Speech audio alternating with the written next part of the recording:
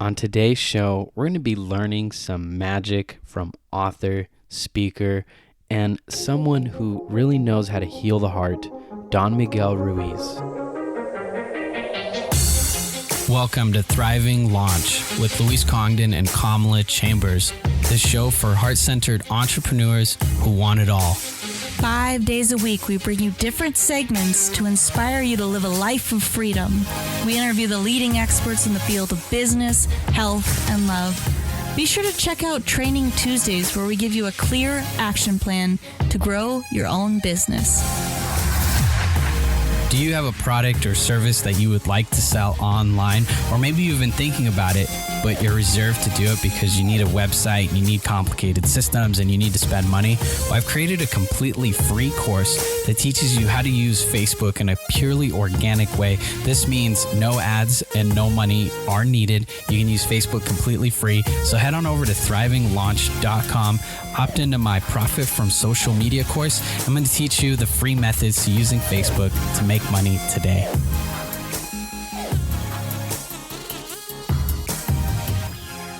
Today's guest is Don Miguel Ruiz.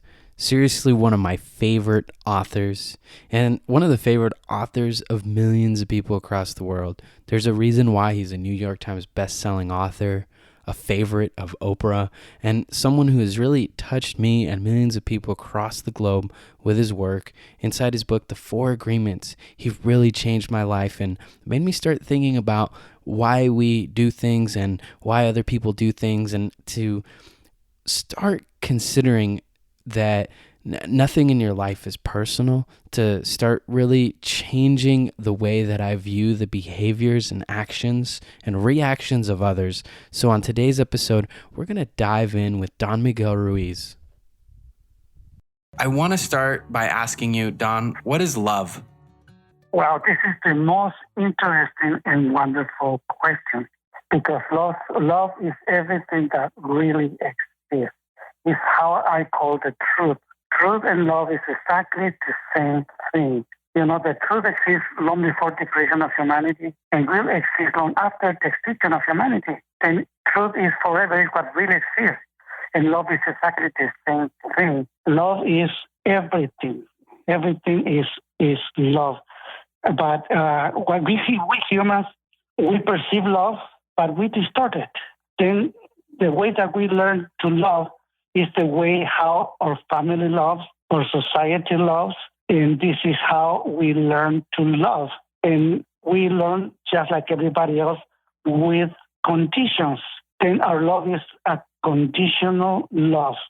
And that's how we love everybody. This is how everybody loves us, with conditions. And because we learn to love with conditions, this is the same way that we love ourselves. We love ourselves with conditions, which means that I love you if you let me control you.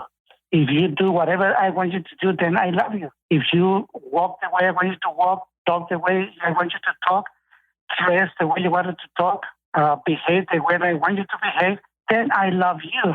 But if not, I will not love you. That means that I need to control you in order to love you. But this is the way that everybody also loves you. They try to control you. They try to tell you what to do, what not to do, what to say, how to behave, etc., etc. Then it has a real war of control. But the main problem is when the way we love ourselves also with conditions. I love myself only if I become what I wish to be. Then the punishment for that kind of love is rejection. If you don't let me control you, then I will reject you. If you cannot control me, you will reject me. And if I cannot control myself, I will reject myself. And then I will carry guilt and blame and all that garbage and anger and envy, everything. Then we can say that the whole problem of humanity is because we love with conditions. If we understand that point, we also will understand the roots of all the conflict, violence, injustice, even war. But that kind of love, which is really not love, but the opposite, is what has been ruled humanity for thousands and thousands of years. But the real love really exists. We perceive love, but like I said before, we distort it. And love is unconditional. It's just the way it is, and it's real and it's true. But the love what we use is, like I say, is the opposite. It is what creates the story of our life, the story of humanity, the story of our personal life. And this is how we rule our life, because our love is conditional. Wow. And it's so good to hear you spell it out so clearly. And it seems that a lot of that control that you were talking about comes from people not feeling safe. So they want to control the situation. Now, what do you feel is the path that we love without conditions? Well, first of all, is to understand that every single human is an artist. We all are artists and we create. This is what we do. We are always creating. Even if it looks like we don't do anything, we are always creating. And as an artist, we create a masterpiece of art, which is the story of our lives. That story is everything is about me. It's about the main character of the story, which is what you believe you are. And you believe that you're the main character of that story, and everything that you perceive, everything that you believe, everything that everybody else does is about you. Mm-hmm. Then that the whole story is about you. But if we can understand that it's just a story and it's only true for us, but for nobody else, then perhaps everything will start changing. You know, we create every secondary character of the story. The people who live in our mind is we only know what we believe about them. But all those secondary characters are based in characters that really exist, because it's true that you have a mother or father, but the ones who live in your story is just an image that you create about your father and your mother, an image that you create about your beloved, your children, your friends, everybody around you. There's only images of the real ones, but they are the ones who live in your story. They're the ones who populate your story. If you really don't know anybody, you only know what you believe about them. You believe about those images that you create. And it's very interesting when we understand how we create that story. But even go a little deeper, there's another character that we create, which is the most important one in the story, which is the main character. In my case, is Miguel Ruiz. Miguel Ruiz is the main character of my story. And for many, many, many years, I used to believe that I am Miguel Ruiz, that Miguel Ruiz was real. But then I discovered that it's just my creation, a character that I create with everybody else's help. Because while I was growing up, I hear everybody else's opinions, my parents' opinions, my brothers, sisters' opinions, my friends' opinions, teachers. Everybody has an opinion about me. They want me to be the way they believe I should be. And I make an agreement with all of them and with myself, and I try to please everybody else, try to be the way they want me to be. But it was impossible. There was no way that I can be like everybody else wants me to be. And I create this character who tries to adapt to every circumstance, to every event that happened in life. And the name is Miguel Ruiz. But am I really Miguel Ruiz? No, I am not. The truth is that I have no idea what I am. But I know that I create Miguel Ruiz, and it's not real. It looks real, feels real. And like I said before, for a long time, I really believed it was real until I find out that it's not true. That the Miguel Ruiz, the main character of my story, is just my creation, and the whole story is about Miguel Ruiz. And this is the main point in this book that will be released, in the Untitled Art of Life and Death. I'm really excited to hear more about the book, The Toltec Art of Life and Death, you have coming out. We're really excited to get that to the listeners. And first, I'd just like to hear a little bit more about this experience. What is the experience like when you love without stories, when you're not trying to be who other people want you to be, or you're not making up a story about even who your partner is? Well, it's absolutely peace. When you love without conditions, you have no expectations, and you really don't have any obligations. Whatever you do is because you want to do it, but you don't have to. You don't have to believe any judgment, any opinion from anybody else, because now you love yourself unconditionally and you accept yourself just the way you are. You don't have to be anything else but you. You don't have to pretend to be anything. It's okay to be you. And you find out that you're perfect just the way you are. And once that happens, you gain all that respect about yourself. You respect yourself completely, 100%. And when you respect yourself, now you can respect everybody around you. You will understand that they also create their own story, and what they know about you is only what they believe about you. They really don't know you. And because you respect their story, they're free to be or to do whatever they want to do or to be. Then you get first that inner peace, and then just by being you, everybody around you just have that love for you, that love and that respect. That is just wonderful to live in that way. I'm curious, Don. I went and listened to you years ago, and you talked about dying and what happened to you when you died. How has your life changed? And for the listener, if you're curious, Don really is going to be diving deeper into the experience of death in his book, The Toltec Art of Life and Death.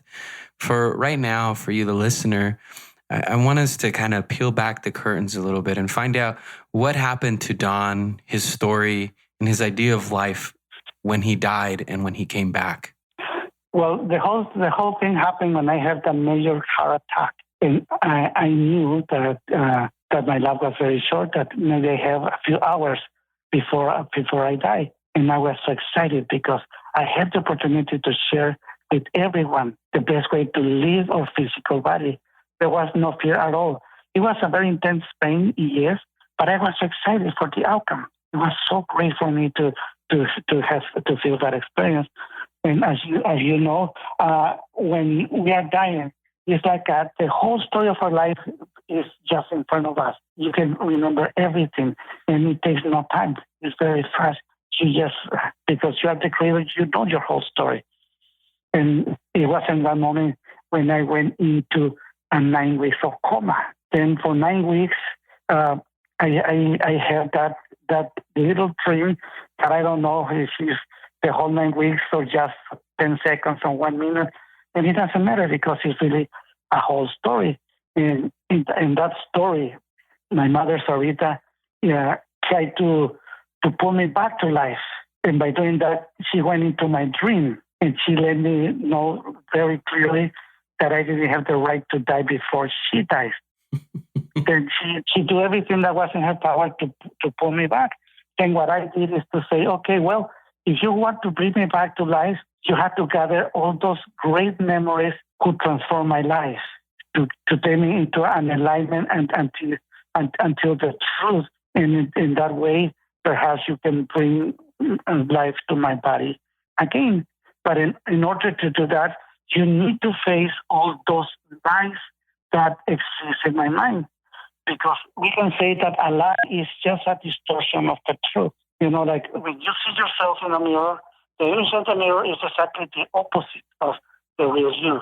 Then we perceive love the way it is, but in our mind, which is a reflection of that love, is exactly the opposite and is full of lies. Well, in this book, I create this character that represents everything that I know, but everything that I know was focused on the main character of my story, which is Miguel Ruiz, but without being really Miguel Ruiz. Then we create that secondary character, which the name is Lala. And Lala is everything that I know with all those lies. And this is exactly what Sarita, my mother, have to face in order to challenge all those lies, to get the truth, and to redeem, we can say, that great character in my story, which is my knowledge. Then the whole story is really a redemption of knowledge, which means to clean it up, all those lies, in order that only the truth lives in those memories. Then by the end, in that redemption of knowledge, then the mind just dissipates and go with the creator, with everything. And this is when Sarita, we can say, brings me back to life. And after 9 weeks of coma, I opened my eyes again. And we can see it was really an act of supreme love that came from my mother to me in order to bring me back. and it's unconditional love. But the beautiful part is that interaction between my mother and Lala, because that also affects my mother, and that affects the belief system of my mother also. And it was so wonderful when finally I opened my eyes and I see the transformation of my mother throughout that experience. I'm really curious what you think it takes for us in loving in our lives to access that supreme love, or to step outside of those stories that you're talking about. Well, we can say that love is the real truth. It's the energy. Is we can call it God also. You know, everything that exists is extremely simple. It's nothing but matter and energy. Matter has a beginning, has an end. Energy is eternal, cannot be changed, but cannot be destroyed. Then in physics, we remember that matter only can move if a force moves matter. And if it's a movement, only can be stopped if a force stops matter. Well, that force, that energy is life. And life, energy, love, God is exactly the same thing. Is everything that really exists and is immortal. And when we leave our physical body, the physical body will disappear sooner or later. Sometimes little by little, or sometimes when they burn, they go very fast. But that matter will be recycled and create more matter. Well, the energy will create more matter. But then the question is, what are we? Are we the matter, or are we the force that moves matter? Like if you see your physical body made by matter, is made by millions of atoms and electrons. But the space in between the atoms and electrons is hundreds of times bigger than matter itself. And that is moving everything. Is life. And the size of life is immensely bigger than matter. And is that life who gives shape to that matter. It creates organs and gives the function to those organs and create an equilibrium. It's just beautiful to see everything. And we can see that matter reflects life. And by reflecting life, it creates an entire virtual reality, a whole reality, which is the mind. And the mind is really a reflection of life through matter. Matter reflects light, creates the mind, and the mind creates the whole story by perceiving life, which is perceiving love, distorting it, and gives shape to everything, and really believes and have an emotional reaction to everything also. And all that comes also with interaction between life and matter. That is so beautiful to see all that wonderful interaction. Then when we create that story, the evolution of that story, we can say that it relates with the story of everybody else. 7 billion people's stories is kind of the same of my own story. The only thing that changed is names, characters, main character. But usually human stories are very similar. One looks more dramatic than others. But by the end, none of that are real, but it's based in reality. Then when somebody reads the story of my life and they compare with their own, they will see that this book really is guiding them how to change the world that they create, which means to change the story that they create. And the way to do it is by redeeming the belief system that they have, by redeeming the main character of their story, the big demon that exists in everybody's mind, which is nothing but a distortion and is not even real. Then that can apply to everyone. Then when we read that book, we can be part of that book and see that story, when we shift it in our own, is really guiding us to ourselves to be authentic, to really transform all those dramas into joy, into happiness, into peace, into our personal heaven, a heaven of love. And this is the intention of this beautiful book.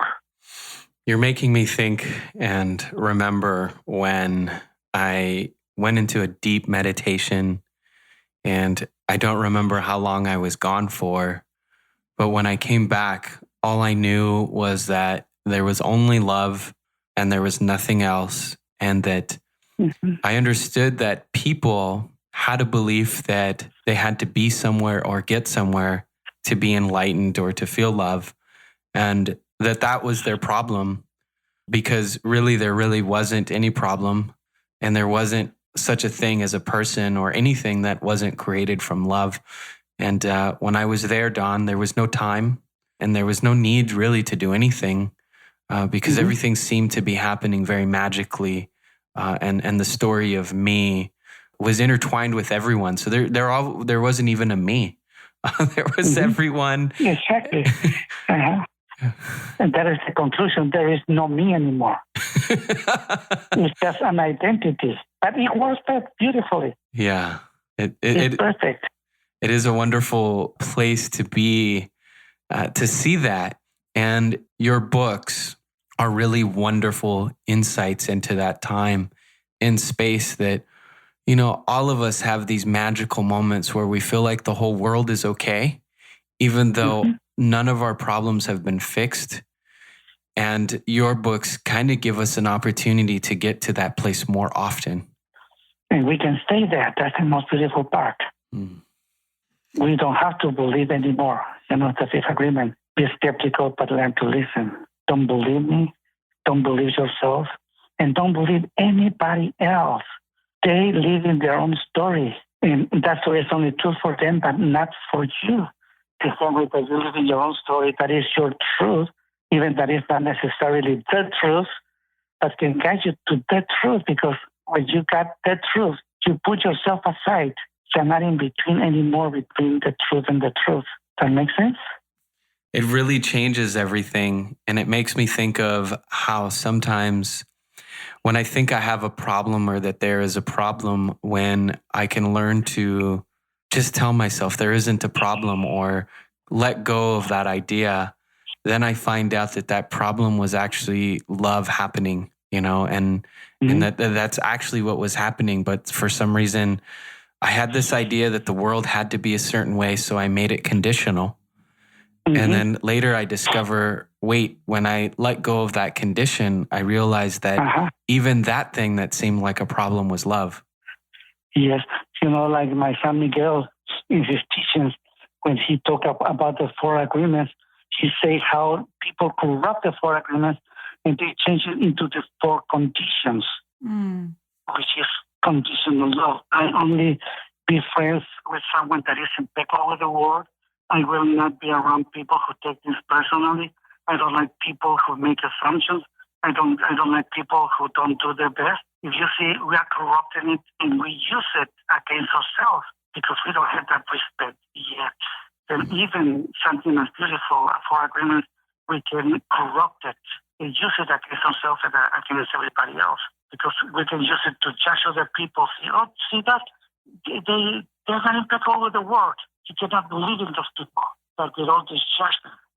I've seen that, and actually I experienced that the first time I read your book when it first came out, or many years ago, and I experienced that where it was like I wanted to be impeccable with everything I said, and I wanted to never take anything personally, and could kind of used it and distorted it at first.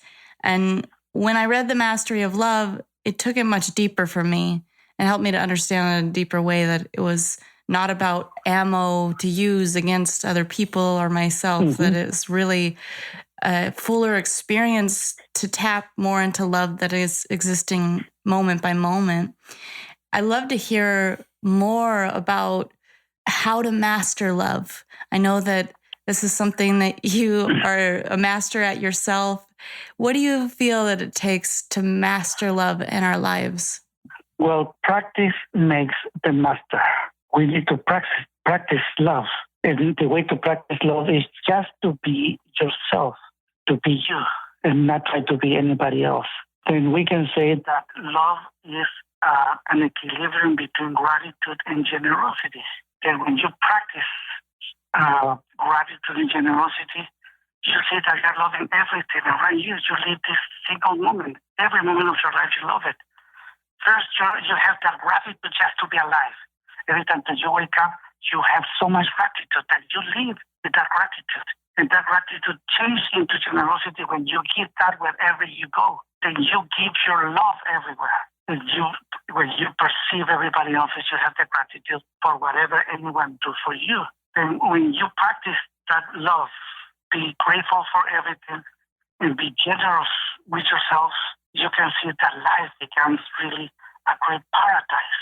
You can see that with what stops that gratitude and that generosity is selfishness. Other people's selfishness is what stops you to keep sharing, to keep giving, or to say thanks to them. Then this is, we can say, the limit of love, other people's egos, other people's selfishness. But of course, they will not understand that, and you don't need to judge or anything. It's simple. If they are not grateful for what you do, you just don't do it. You just stop giving, you stop sharing. Then they are the ones who close those doors, not you, because they can try to take advantage of your generosity. But this is nothing but selfishness. And this is when you stop giving and you start it personal. It's simple that you don't play that game because you love yourself, you respect yourself, and you will not cross those lines. And you will not allow anybody to cross that lines to you. When I hear you talk about love and your book, The Mastery of Love, and the other book, The Four Agreements, and just talking to you today, the biggest takeaway lesson for me is I have a story about who I am. I have a narrator about who you are, and everything that I interpret and experience is about me and no one else. And the same goes for you and how you interpret and take me in. And so the mastery of love is the mastery of yourself and the mastery of your story. And it comes back to self-love and the relationship that you have with you and your story of you. Yes, this is beautiful, really. Just to be alive is just great. I love how you gave us this very simple, so simple that it could be easy to pass over. But this very simple and powerful practice of being grateful for everything and being generous with our life. That is just so beautiful. I wanted to just reiterate that so we all have a moment to let that sink in. Now, before we close out today, I want to make sure that you have a chance to share a piece of wisdom from the Toltec art of life and death. I know that some of what you've talked about is going to be out in that book that you're releasing. Is there anything else that you want to share about? Well, I would like to clarify that the word Toltec comes from Nahuatl. It means artist. And when I talk about Toltec wisdom, I'm talking about the wisdom of the artist. And there's 7 billion artists in this beautiful planet Earth. Everybody's really a Toltec in their own language. In English, we are artists. We are Toltec. We are artists. And as an artist, we have the eye of beauty. We love to see the beauty. And with the beauty, we can create anything, and practice it can go in any different direction of life. With whatever we do for life, we use that. We are the artist. We create. And if we don't like what we create, then we can change it. If we don't like the story of our life, we can change it because we're the artists and we create it. No one can change it but us. And I like to everybody to understand that point. And in this book, I show how I shift my story, that they can shift their own story and to be part of what I want to tell everybody around the world. Please help me to change the world. By doing that, I tell them to change the personal world, the world that they can change and nobody else can. If they can change their own world with the time, the entire humanity will change. And let's be part of that change. Let's be part of that revolution, the revolution of love. What an empowering time that we've had with you today, Don Miguel. It has been so powerful because it is a wonderful reminder, as you said, that we are the artist, we are the creator, we are the ones who have the power of our yes and our no. And with that yes and that no, we can create. And with our agreements, we can create. It's been truly an honor to sit and speak with you today. Thank you. You're very welcome. It's been my privilege to be with all of you. Thank you. You've been listening to the Thriving Launch podcast. For books and resources related to today's episode, make sure to head over to thrivinglaunch.com. We'll see you there.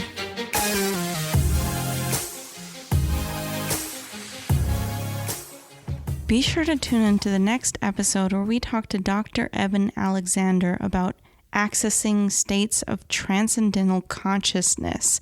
If you've enjoyed today's episode, be sure to subscribe and leave us a rating on iTunes.